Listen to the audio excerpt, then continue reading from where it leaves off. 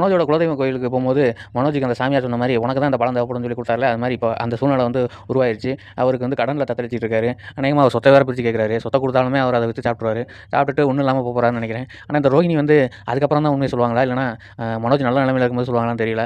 ரோகிணியால் தான் இவ்வளோ பெரிய கான்ட்ராக்ட் கிடச்சிச்சு அப்படி இப்படின்னு சொல்லிட்டு இருந்த கான்ட்ராக்டில் வந்து கோமா ஸ்டேஜில் இருக்காங்க. அதனால் அந்த மேனேஜர் வந்து எல்லா கான்ட்ராக்டையும் கேன்சல் பண்ணிடுறாரு. 10 லட்ச ரூபா கொடுத்தோம்ல, அதுக்கு மட்டும் பொருள் இறக்கிட்டு இந்த கான்ட்ராக்டை கேன்சல் பண்ணிக்கோங்க, அடுத்து தேவைன்னா அடுத்து பார்த்துக்கலாம், நான் வேறு ஆளுக்கு தான் கான்ட்ராக்ட் கொடுக்க போகிறேன்னு சொல்லி கேன்சல் பண்ணிடுறாரு. இந்த டீல் கேன்சல் ஆனதுனால மனோஜுக்கு என்ன பண்ணணும்னு தெரியல. ஏன்னா வந்து எல்லா பொருளையும் வாங்கி வச்சிட்டேன் அப்படின்னு சொல்கிறாரு. அதுவும் வந்து ஒரு கந்துவட்டிக்காரர். அவர் வந்து சாதாரண ஆள் கிடையாது. போலீஸ் கமிஷனர் வந்து எல்லாத்துக்கும் தெரிஞ்சவராக இருக்காரு. அவர் மிரட்டியும் முடியல. சுருதி கூட சொல்கிறாங்க, கமிஷனர்கிட்ட நான் வேணா கம்ப்ளைண்ட் பண்ணிட்டுமான்னு. கமிஷனர் தானே நானே பேசுகிறேன்னு சொல்லி இப்போ ஃபோன் போடுறாரு. ஸோ அந்தளவுக்கு இன்ஃப்ளூயன்ஸ்ஃபுல்லாக ஆள்கிட்ட வந்து பணம் வாங்கிட்டாரு. அண்ணாமலையும் வீடு தேடி வந்துட்டாங்க கடங்காரங்க, இனிமேல் ஒன்றும் செய்ய முடியாது, என்ன இருந்தாலும் மனோஜ் நான் பெற்ற பிள்ளை தானே சொல்லி கையெழுத்து போட்டுறாரு. சொத்து பிரிச்சு கொடுன்னு சொல்லி மனோஜ் சொல்கிறாரு. கண்டிப்பாக மீனா அதுக்கு விட மாட்டாங்க. ஏன்னா வந்து ரோகிணி பற்றின உண்மை தெரியும் இல்லையா, ரோகிணிகிட்ட வச்சு பேச வச்சு சொத்தெல்லாம் பிரித்து எடுக்க விடாமல் தான் பார்த்துக்கிடுவாங்கன்னு நினைக்கிறேன். நீங்கள் என்ன நினைக்கிறீங்க? கமெண்ட் பண்ணுங்கள். தேங்க்யூ.